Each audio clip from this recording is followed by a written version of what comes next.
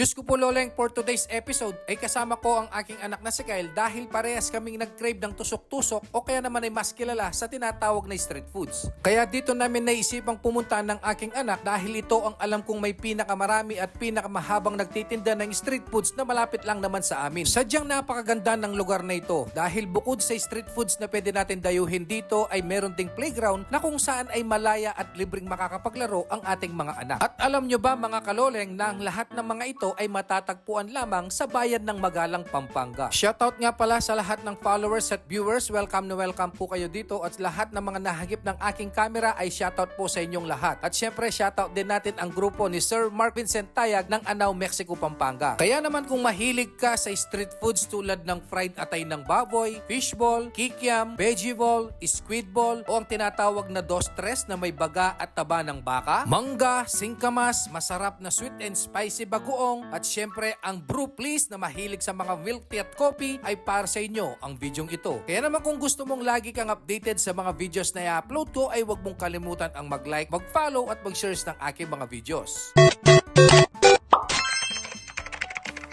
Hindi mo na kailangan pumunta pa ng malayo kung street foods lang naman ang hanap mo. Dahil dito sa Magalang, Pampanga ay kumpleto na lahat ng hanap mo. Tulad na lang ng mangga at singkamas na talaga namang paparisan mo pa ng kanilang sweet and spicy bagoong. Siyempre ito ay ating titikman kung ito nga ba ay goods o kung pasado sa atin. Sa unang pagtikim ko ay inuna ko ang kanilang apple mango at ito ay sinawsaw ko sa kanilang sweet and spicy bagoong. Kain po mga kaloleng.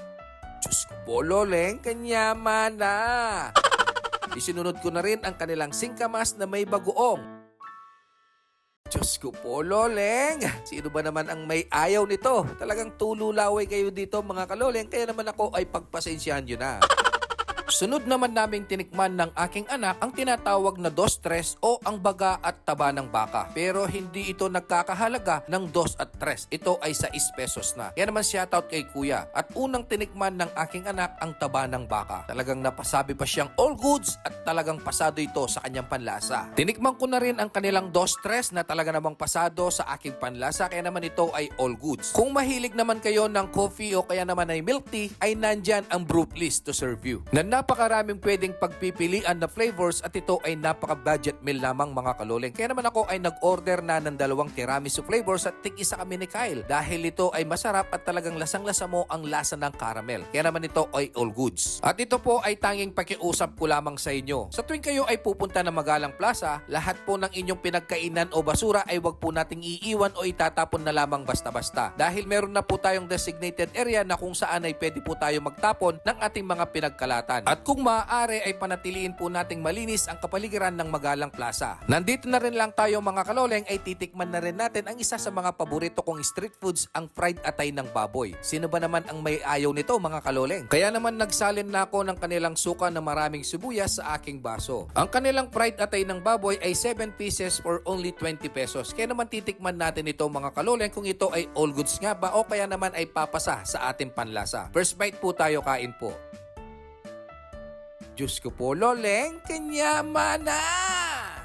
Mapapainom ka talaga sa kanilang suka. Shoutout nga pala kay Sian Baluyot Timbang ng Bicol, Mabalacat, Pampanga. Ingatan mo ang iyong mga baka. At ganun na din kay Emelito Liwanag ng San Jose, Magalang. At kay Ace de la Cruz ng Bataan. Maraming salamat po sa pagsuporta at pagsubaybay sa aking mga videos. Mag-iingat po kayo palagi. Siyempre kapag sinabing street foods, agad na pumapasok sa isip ng tao ay fishball, kikiam, hotdog, kwek-kwek, o kaya naman ay veggie ball at marami pang iba. Kaya naman sa tuwing kayo ay pupunta ng Magalang Plaza, ito ay matatagpuan lamang sa may gedli ng simbahan ng Magalang. Huwag ninyong itong palampasin dahil napakasarap ng kanilang sarsa dito. Una ko nga tinikman ang kanilang squid ball. Diyos ko po, loleng, kanyaman na, ang sarap!